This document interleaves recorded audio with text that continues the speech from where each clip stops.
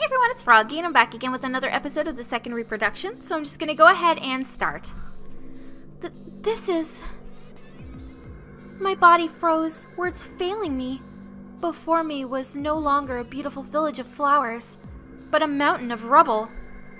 It was completely different. I'd even wondered if I'd taken a wrong turn for a few moments. But the board beneath my foot informed me otherwise. Welcome to the Wind Village. The Village of Flowers was carved into it. There were no flowers on either side of the road stretching into the village, just blackened wood. When I took a step closer, I could even see a few burnt corpses hidden within. The small stream flowing beside the village was tinted red. There were still chunks of raw meat bobbing up and down in the water. It felt too surreal. It was like I'd stepped into hell. A scene gruesome enough to put battlefields to shame. A scream flooded my ears, knocking me out of my stupor. Without wasting a moment, Lisette and I ran straight to the source. Stop! There too. I clicked my tongue in frustration. Another blood-curdling scream, this time from a different direction. Lisette! I'm on it. Lisette knew exactly what I meant and quickly ran down a different road. I took the other fork, looking for the first scream's owner. Ah! As I reached the courtyard, the corpse of a young girl rolled into sight. The green grass was stained vermilion, reflecting the sinister radiance of the evening sun.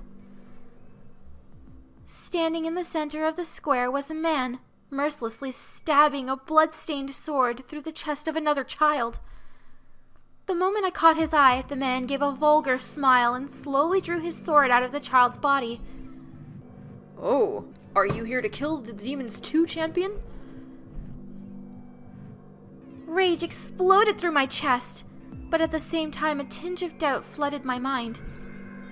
Was he doing something wrong? Wasn't I slaughtering half-demons myself only a few months ago? There's nothing wrong with it. They're disgusting creatures whose sheer existence can never be forgiven. Forgiven by who? Who will forgive them? The pool of blood crawled towards my feet. If their existence was utterly unforgivable, then why was their blood such a vivid red? Why? Hate to break it to you, but all the shit in this village is dead already. You'll have to go somewhere else if you want any merit. Still grinning, the man triumphantly turned away and left. His back showed no signs of remorse, only the raw pleasure of defeating pure evil. Ugh. I wanted to kill the man, but I also recognized him as a fellow champion. Those conflicting emotions left me struggling for breath. I embraced myself, gripped my clothes, and tried to subdue my beating heart. I opened my eyes wide, letting the tragedy around me sink in. And at that moment... I heard a weak groan coming from the mountain of dead bodies. Without wasting a single second, I rushed over. I could see a woman's body twitching. There, I gently scooped her up in my arms and shook her lightly. Hey, hang in there. Ah, you're that champion from before. You're... As I gazed at the woman's face, I gasped. I knew her. She was the woman who poured me a cup of wine that day. I'm sorry. I couldn't save any of you. My voice trembled, but the woman responded with a smile unthinkable considering her injuries. It felt sharper than the tip of a knife, as if a wedge had been driven straight through my heart. Nobody would have blamed her for despising me, but her smile never wavered. She whispered softly, gently. Mareena. Huh? That's my name. I'm sure you're the only one left who can still remember it. Mareena.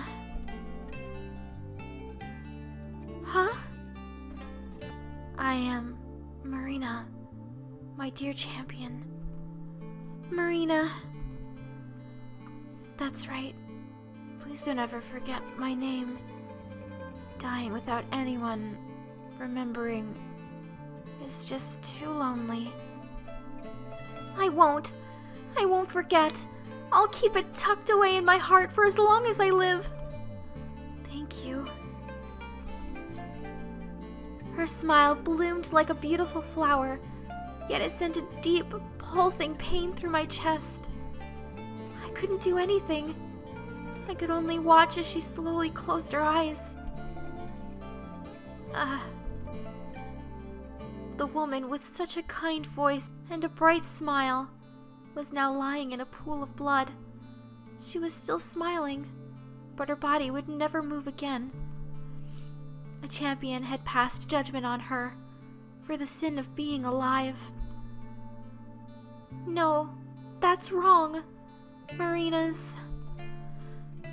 She had been killed. Mercilessly, brutally, killed as she tried to run away. When I came to that conclusion, I noticed 1 or 2 transparent droplets on Mareena's pale skin. It took me a few moments to realize that they were my own tears. It was absurd, laughable even. Wasn't I a champion myself? Since when did I have the right to cry for the demons? I don't know how long I sat there for, as the mountains changed color in the twilight. I slowly sensed someone standing behind me. I turned around to see who it was. Are you the one who did this? I could see Gardis standing before me, but I couldn't process his words. Everything felt so vague and blurry. Gardis walked silently towards me and spoke as if he had drawn his sword. I'm asking if you're the one who did this.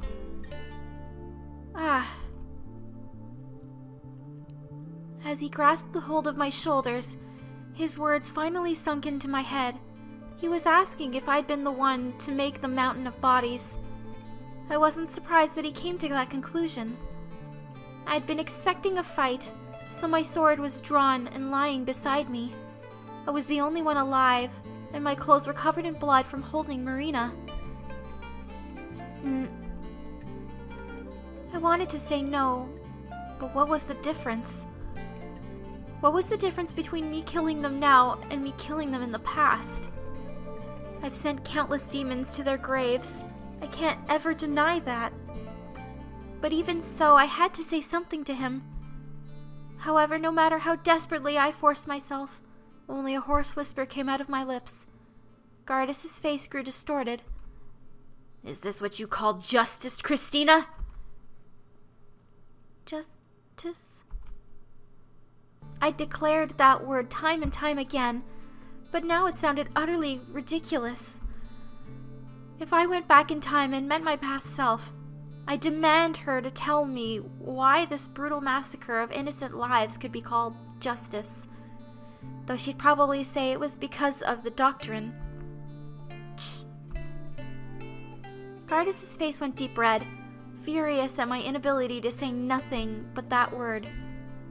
His eyes narrowed with fiery wrath, and the evening sun reflected in his dark pupils. I see. Then take your foolish justice to hell! His large hand clasped around my neck and raised me high into the air. Was he trying to break my neck instead of suffocating me? The strength of his grip was astounding, giving me no room to retaliate. Tears flowed down my cheeks, not from the lack of oxygen, but from the sheer agony of it. I wasn't expecting to die like this. My thoughts blurred and faded, my mind sinking into darkness. All that remained in the final corner of my consciousness was the realization that this was it. Princess!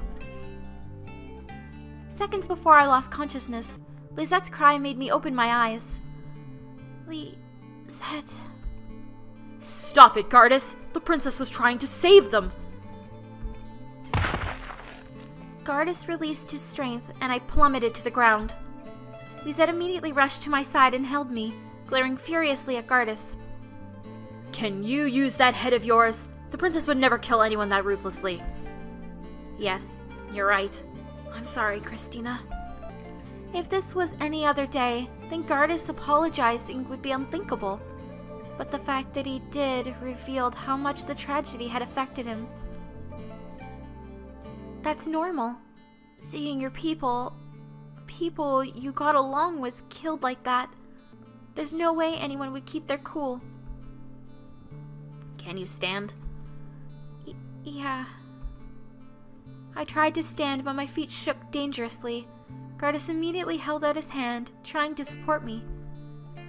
But only for a few moments. Suddenly Gardis got startled for some reason and turned away with an anguished look on his face. His hand, which had held my own only a few seconds ago, was now curled into a fist, and he was glaring at the soot-ridden ground, at nothing in particular. Gardis? I'm sorry. His trembling voice sounded nothing like his usual self. You apologized earlier, so it's okay. Guard? I wanted to chase after him, but Lisette grabbed my shoulders and stopped me. We should let him be for a while. I watched his back fade into the distance and felt the weight of his sorrow, his regret, all of the feelings he couldn't express to us.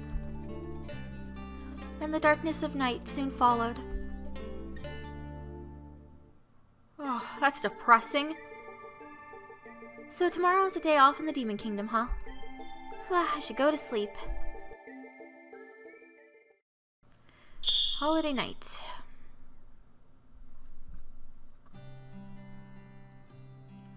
And I'm going to go ahead and end this episode here for today. Hope you guys enjoyed it. If you want to see more videos like this one, then click the eye at the top and don't forget to subscribe. Thanks for watching.